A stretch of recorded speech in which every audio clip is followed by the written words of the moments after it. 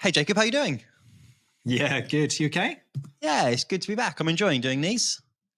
Yeah, me too. I mean, what we since launching, it's been lovely seeing other people getting involved and commenting and chatting back and things. So it's nice to get back in touch. I'm definitely not as seasoned as this is you though, so lots of ums and ers, but I'll get better. It'll be fine. It's going really well. I'm enjoying it. It's a lot of fun.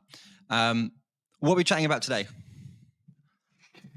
Nice. So I think that's a bit of you telling me that one. So got in the world of siloing our community and things like that, not being the best approach. I think this is very much in your wheelhouse. So tell me a little bit about that. What are we going to be learning?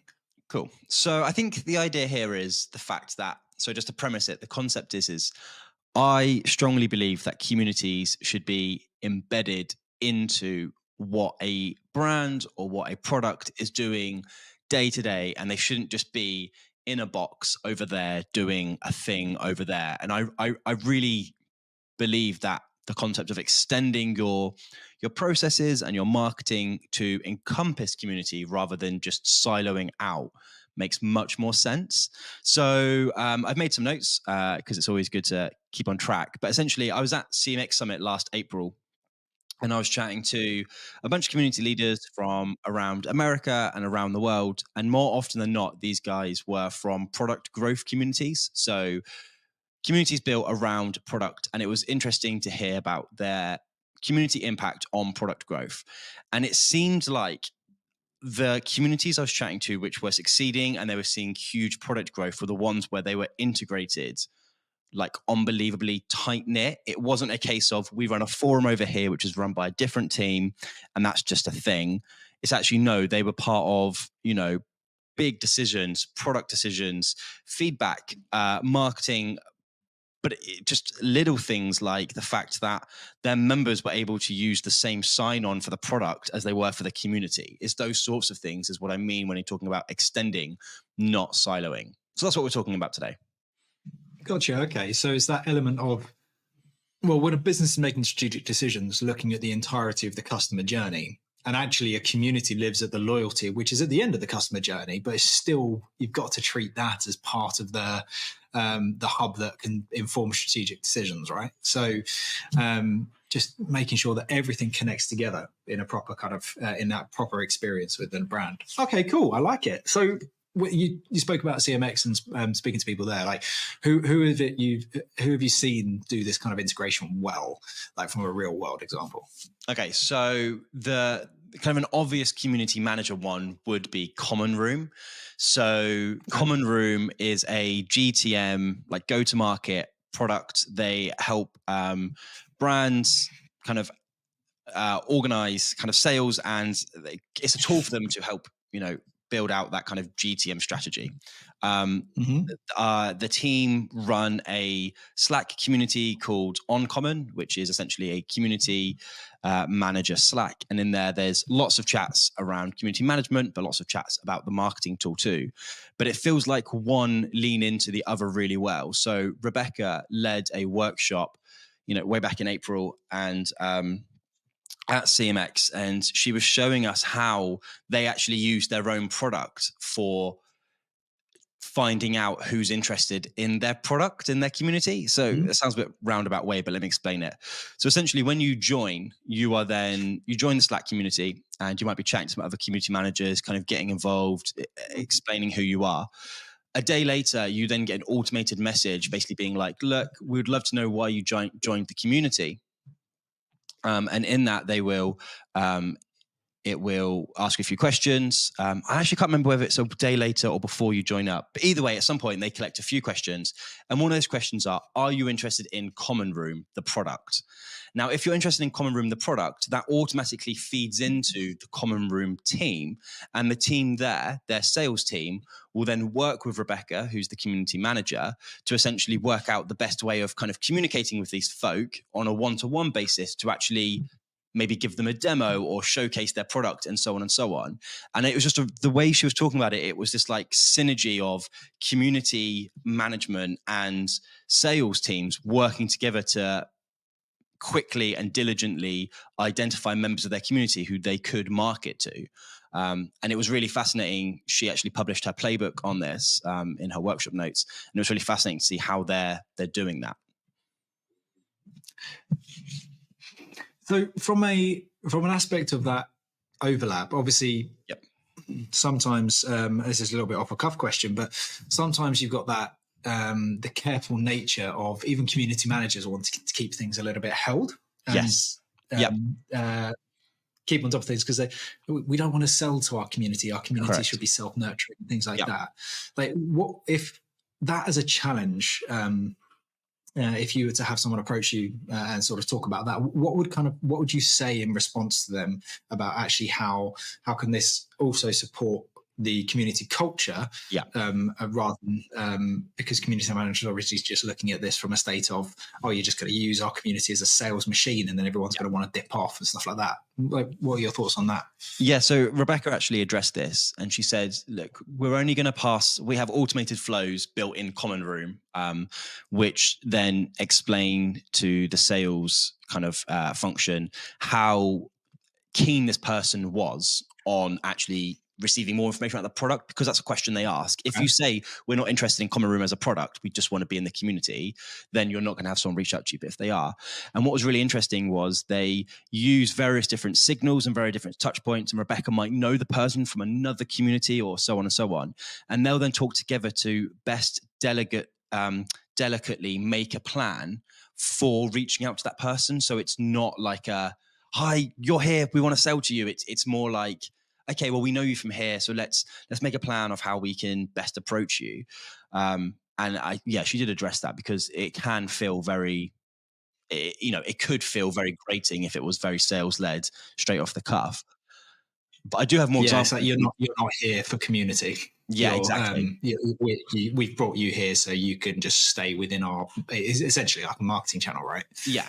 Exactly. Sorry, I cut you off. You said about some more examples. No, it is really delicate. So another good example would be, and this is a little cliche because it's kind of everyone's favorite, but so Gareth Wilson did a really good detailed report on Lego and how basically community saved Lego, which I loved because I love Lego and I love community.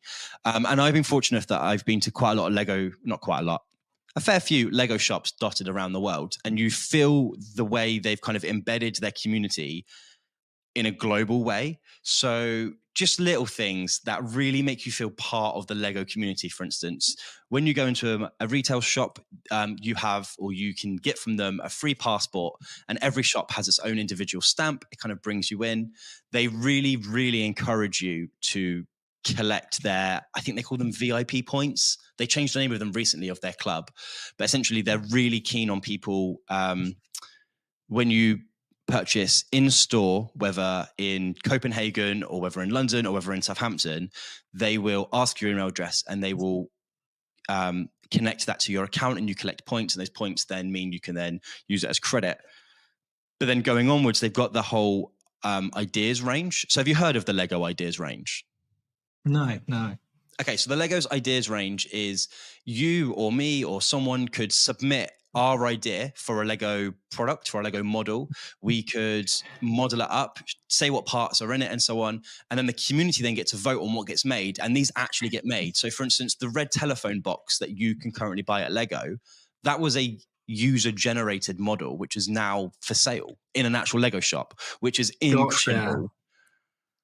So this is, I think this was where the Dunder Mifflin office floor plan was born, wasn't it? I think in the ideas space as well. Right. I didn't know what it particularly was, but I've seen mention of it within things like Reddit and places like that as well. So that's fab. That's awesome. So there's loads of touch points along the way. And at no point, if I'm buying Lego in store or buying Lego online, or I'm querying their customer support or submitting to a Lego idea, do I need various different accounts? Everything's joined up. Everything feels inherently Lego, like it's all coming from the same place in Copenhagen. It just feels Lego, and it never feels like, oh, you need support, or oh, you're missing a piece, go to this random thing over here. And it's like the janky back office of Lego. It all feels part of the same community. And because the quality is consistent the whole way through. And this is something that's really, I think as well, helps tie together a community into a brand. Is the community, the product you're building and the community you're building, the quality of both should match. There's a reason why we take pride in how good these videos look, because the products we build are really good.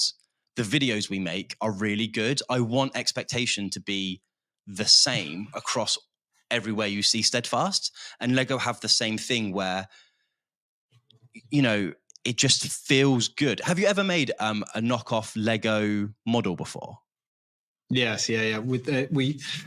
When you get a box of Lego from we bought a box of Lego for the girls from a charity shop. Yeah. And on top of each of the nodules, you had some with the Lego logo on it, and some just completely blank. It was like, oh, hang on, I might have been duped here.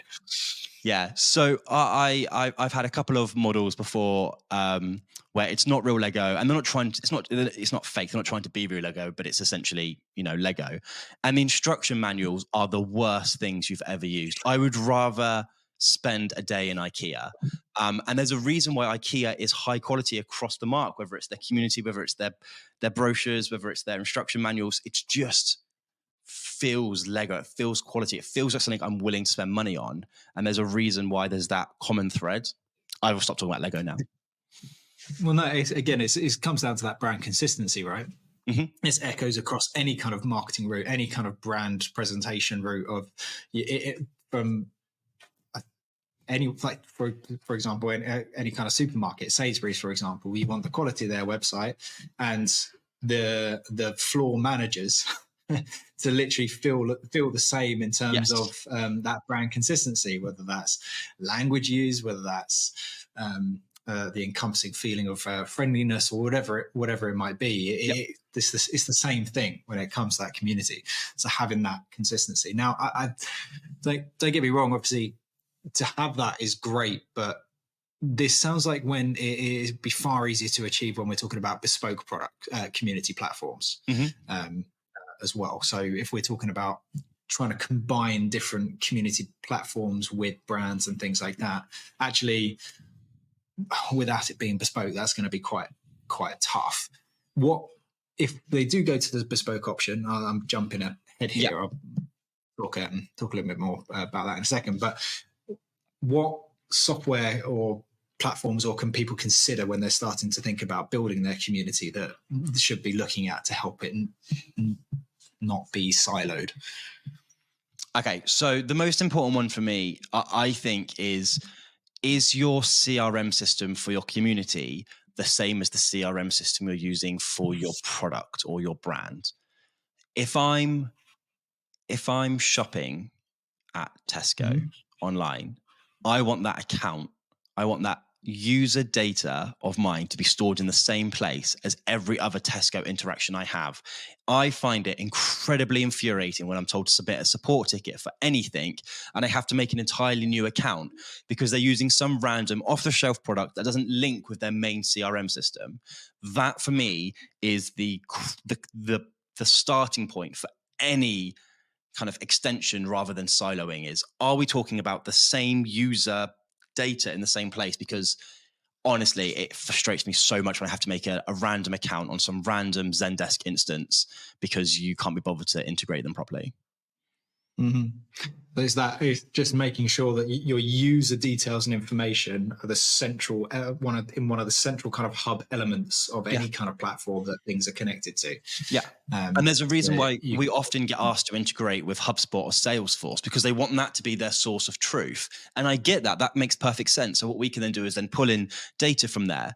But there's loads of off-the-shelf community platforms that can also do that. They just need to be set up correctly so that you don't have, an account for your product, account for your support, and then account for your community. They're all just the same thing because they should be.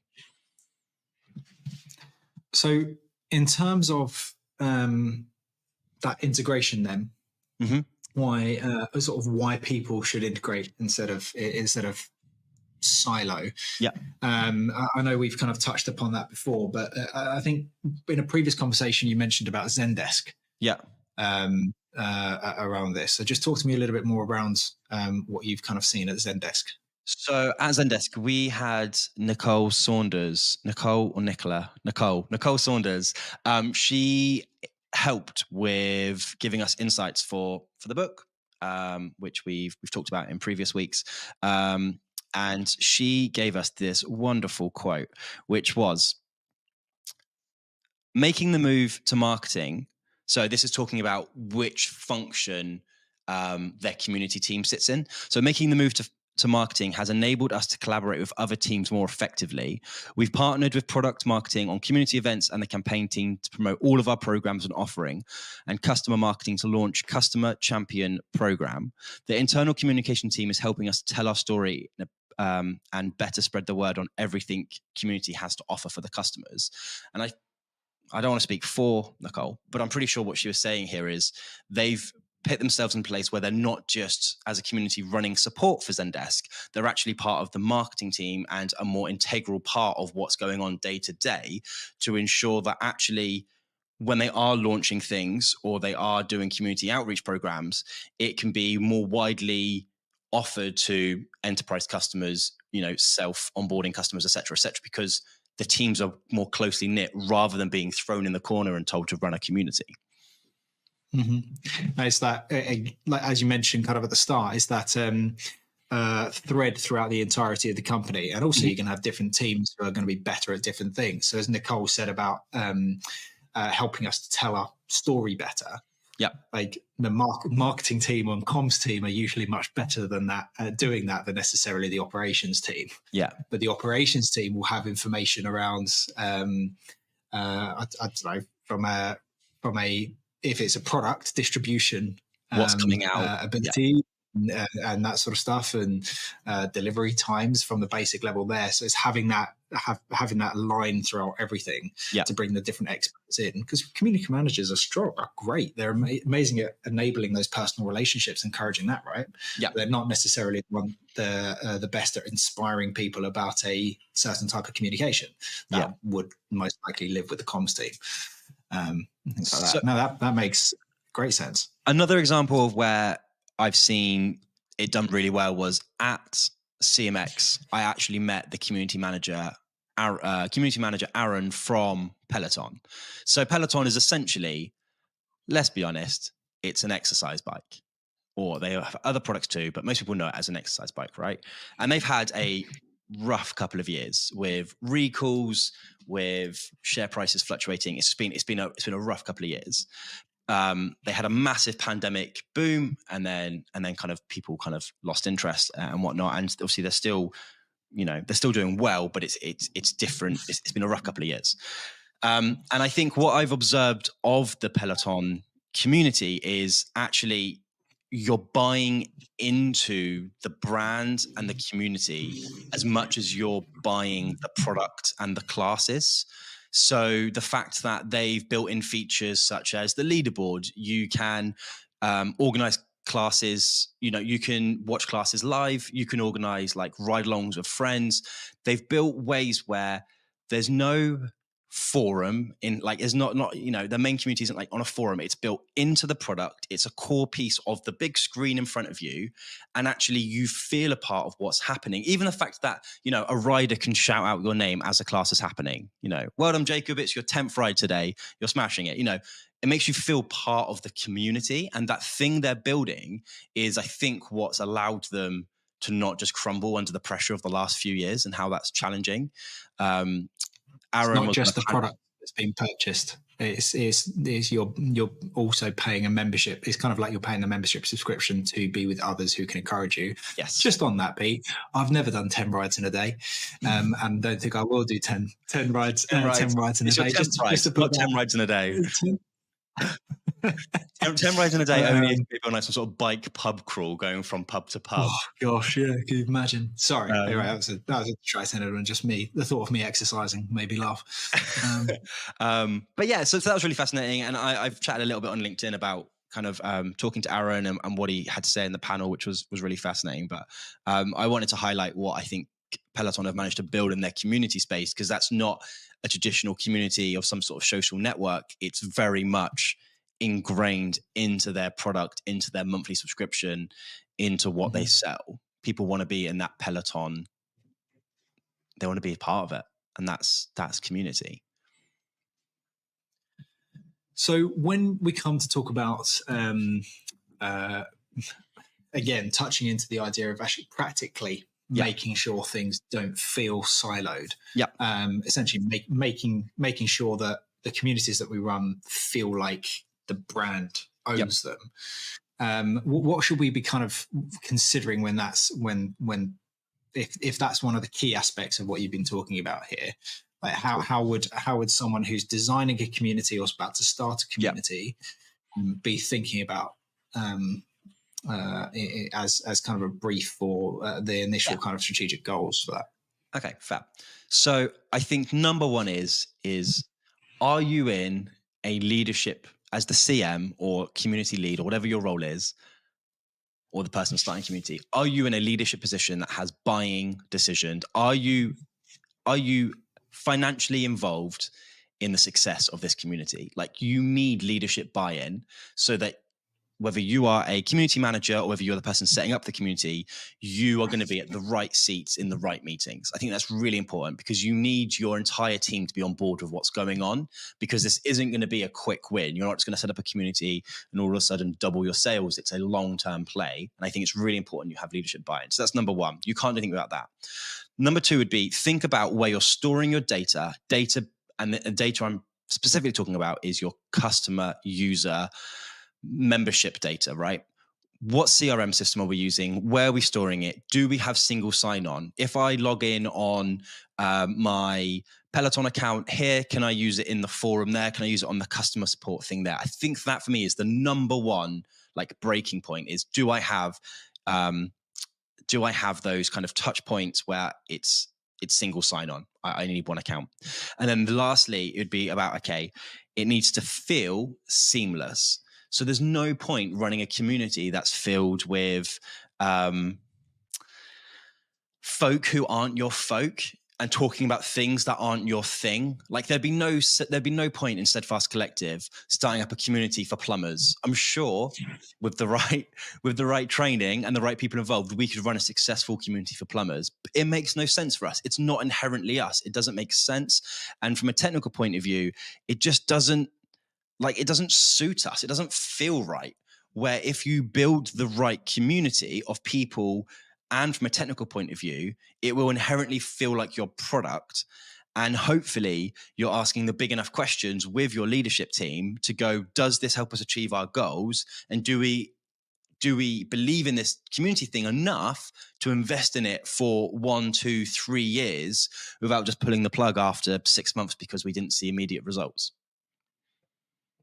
Amazing. So that idea, like I love that sort of as a final summary around goals as well, particularly within the leadership team, because there'll be a range of goals, hopefully not too many that we'll talk about, particularly if we're talking about OKRs and things like that. Just making sure that whenever a community comes up in conversation or a community is about to start, they're still married into those goals, but not dominated by the wrong goal, which might be sales. Is there they're there to support each other from that side of things. Otherwise that will just completely bungle the communication that's going to go into the platform. For example, you sign up and you go, great, now buy this new piece of Lego. I mean, no one was ever going to stick to it. I'm going to give one really quick tidbit as well. One community that's just popped in my head, which does this integration really well. We've talked about it a couple of weeks ago, I'm pretty sure. Yoto. So it's the kids player thing where you can put in a card and it plays a story, right? My kid has one. It's great. She loves it. She sleeps, falling asleep to podcasts and stories and whatnot. Great. They run a thing on their community called yoto.space where you can submit a story, you can submit an audio file, and essentially people vote for it. And those ones become integrated into the app. So not only do they have a system where you can vote for your favorites, listen to them and vote for them, and they become like part of the Yoto ecosystem, I don't have to go to Yoto Space to do that. I can do it directly in the app. As soon as I open the Yoto app to put on a story for my kid or turn down the volume or whatever I need to do, I can instantly see the stories that I can vote on, and the ones that win instantly go into my Discover Now section. They're not two separate things. I haven't got to do some weird download MP3 here and upload MP3 here. It's the same thing. The same developers are working on the same thing. And I can't stress how good it is to just have someone think about how easy we can make this for a parent, not how easy can we make it for a developer. No one cares about the developer. Make it easy for the end person using it. I'm getting all flustered now talking about it because it stresses me out when I have to have multiple accounts for multiple things. No, it's great. I love it. And it always, whenever we bring up Yoto, it always reminds me that I just need to invest more time into having a look into the product with the girls. We know we can put cards in and we can listen to stuff, but I need to spend more time actually looking into it. Awesome. I mean, I think that's a really great place to kind of stop. Yeah. And essentially what we're looking at is just having a expanded community that works with the different products or systems or platforms that are around for brands. Just creates a far more seamless and supportive environment for members as well, which is great. Well, look, we're coming up to nearly 30 minutes or something along those lines. So let's call it a day there. Thank you so much for joining us, everyone. Really great to catch up again, Pete. And we'll see you next week. See you next week. Thanks, everyone.